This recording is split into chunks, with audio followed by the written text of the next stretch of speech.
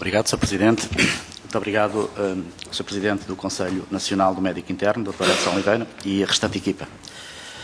De facto, eu utilizei alguns dos vossos comunicados para interpelar o Sr. Presidente da ACSS relativamente à questão do possível e que seria sensato adiamento relativamente ao concurso. Penso que vocês fizeram bem o vosso papel.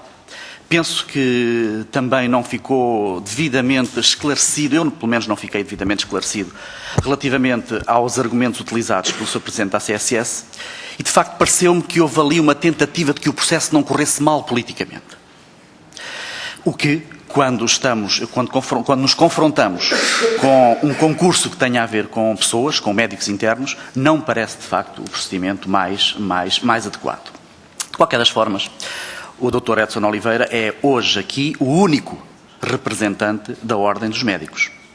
E, portanto, é fundamental a Ordem dos Médicos no processo de avaliação das capacidades formativas.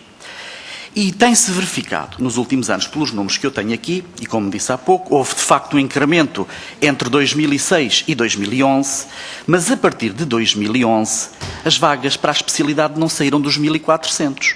1403, 2012, 1463, 1479, não saíram da ordem dos 1400. O que me parece que, de facto, houve uma estagnação no anterior aumento de vagas para a especialidade, o que, de alguma forma, induz um desinvestimento do último governo no processo de formação. Provavelmente também com muita saída, estímulo de saída de médicos do setor público para o setor privado. Gostaria que me dissesse alguma coisa sobre esta questão da estagnação de vagas para a especialidade.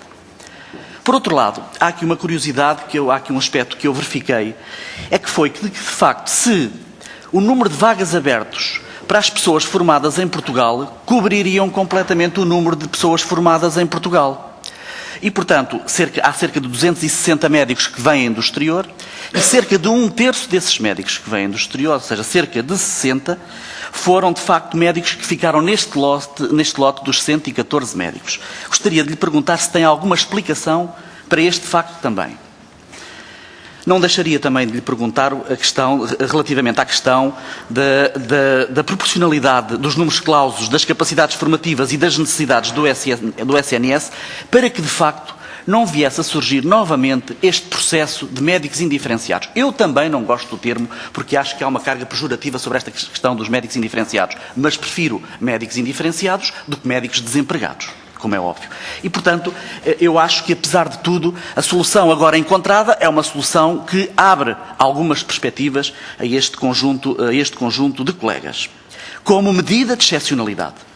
Porque, como sabem, há mais 500 colegas a entrar no ano comum, o que significa que para o ano as perspectivas serão muito mais negras, porque cerca de 500 pessoas poderão ficar nestas condições de excepcionalidade, entre comas, destes colegas que este ano ficaram nesta situação de concurso.